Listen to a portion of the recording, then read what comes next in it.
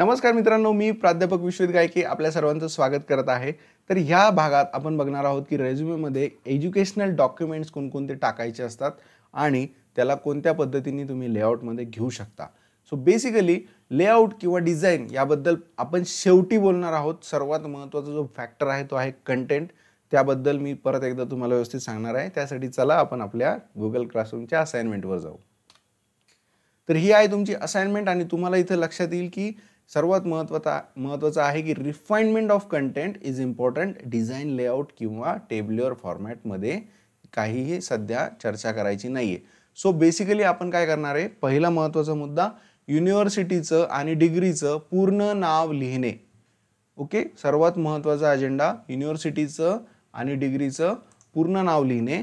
दुसरा महत्त्वाचा agenda start आणि एंड डेट, 3 वर्ष 4 वर्ष 2 वर्ष तुमचा कोर्स असेल त्याच्यासाठी, आणि 10वी आणि 12वी याच्यासाठी फक्त वर्ष, पासिंग इयर। ओके, आणि जर ग्रॅज्युएशन किंवा पोस्ट ग्रॅज्युएशन किंवा एखादा कोर्स असेल 2 वर्षाच्या पुढचा किंवा 2 वर्षाचा किंवा त्याच्या पुढचा, तर तुम्हाला त्या स्टार्ट आणि एंड इयर लिहिणं गरजेचं आहे।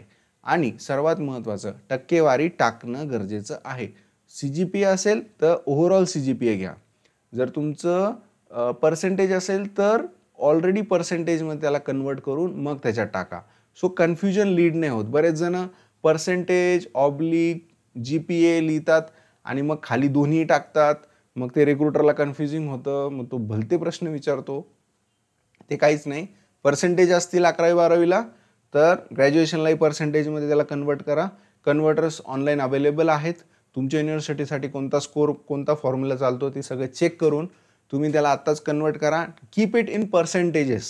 आणि जर GPA असेल स्टार्टिंगपासून तर शेवटपर्यंत GPA ठेवा, मग पर्सेंटेज करायची गरज नाही। Either go with GPA either go with percentage. Okay, हा अजेंडा एकदम क्लिअर ठेवायचा आहे। रिक्रुटरच्या डोक्यात ह्या गोष्टी टाकायच्या नाही आहेत।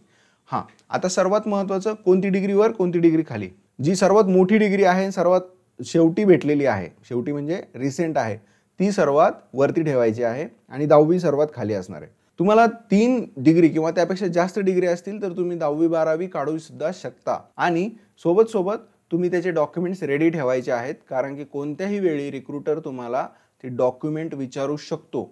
सो बेसिकली त्याचं मार्कशीट आणि त्याचं डिग्रीचं सर्टिफिकेट हे 2 डॉक्युमेंट तुमच्याकडं नेहमी रेडी हवे। ओके, तर आता डॉक्युमेंट्स रेडी पण ठेवायचे, टॅब्युलर फॉर्मॅटमध्ये सॉर्टिंग पण व्यवस्थित सांगितली आहे, काय लिहायचं आहे काय नाही लिहायचं। जर तुम्हाला कॉलेजचं नाव लिहायचं असेल तर सरसकट सगळं कॉलेज आणि याचा कॉलमच एक्स्ट्रा वाढवायचा आहे, पण त्यांनी स्पेस वाया जाते, हे लक्षात ठेवा। जर तुमचं कॉलेज प्रॉमिनंट असेल, काही बऱ्याच ॲल्युमिनी जर त्या कॉलेजमधून पासआउट असतील त्याच कंपनीसाठी, तर ते 100% तुम्ही टाकलं पाहिजे। पण एरवी तुम्ही टाकावं की नाही याच्याबद्दल मला थोडीशी शंका आहे।